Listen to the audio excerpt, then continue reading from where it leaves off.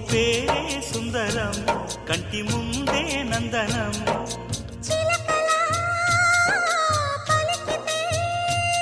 ఉండిపోదా సంబరం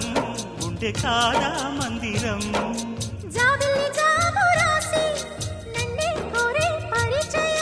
పున్నగ పూలు పూసే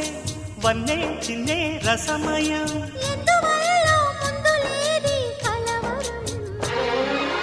అగిరి పడిన పెదవికేంటి అర్థం అడుగుతోంది ఎదురు చూసి అధర కాగితం నీ మధుర సంతకం